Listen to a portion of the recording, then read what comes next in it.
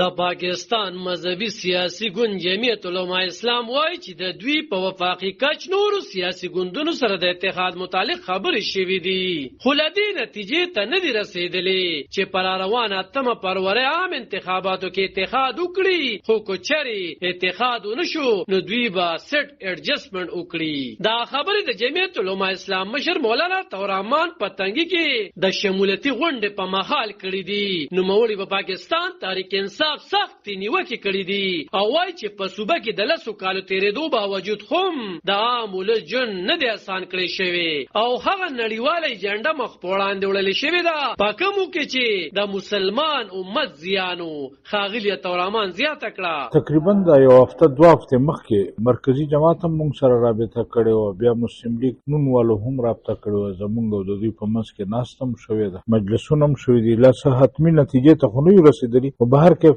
زمونږ چونکې په ملکی سطح باندې او سیاسي سطح باندې تیر دا 3-4 کاله مونږ چې کم تحریک وچلو یا چې کم محنت وکړو هغې کې هم مونږ او دوی یو ځای که په الیکشن کې یو ځای نه شو هم سیټ ایډجسټمنټ ونه شي، مستقبل کې به انشاءالله حکومت جوړولو کې بیا یو ځای مونږ غواړو چې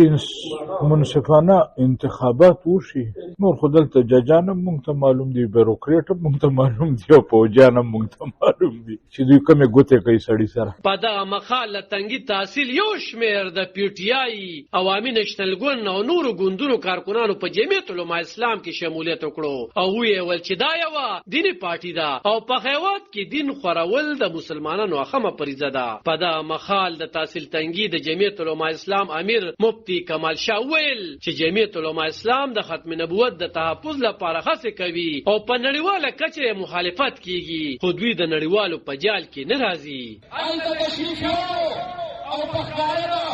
فلسطین مسلمانانو سره ودرېد، نو دې نه بعد به د یهودو ټوله میډیا، د یهودو ټول طاقت دا هم د دې بلې جنډې خلاف استعمالېږي، دا به د مولانا صاحب خلاف استعمالېږي. موږ به چېرته په دغه پروپاګنډو کې نه راځو او انشاءالله دې بلې جنډې سره به موږ کلک ولاړي، په هره موقع به ولاړي. بل زما محترمو دا یاد ساتئ دا نن چې موږ یو عالم یو مسلمان په یو چوک باندې ودرېږي او د ختم نبوت آواز کوي، د قادیانیت خلاف آواز کوي، نو محترمو دا خبره نن په هر چوک کې عالم کوي، یو مسلمان کوي او د چا لاس د ده ګریوان ته نه ورسي، نو دا خبره دومره په اسانه نه حاصله شوي.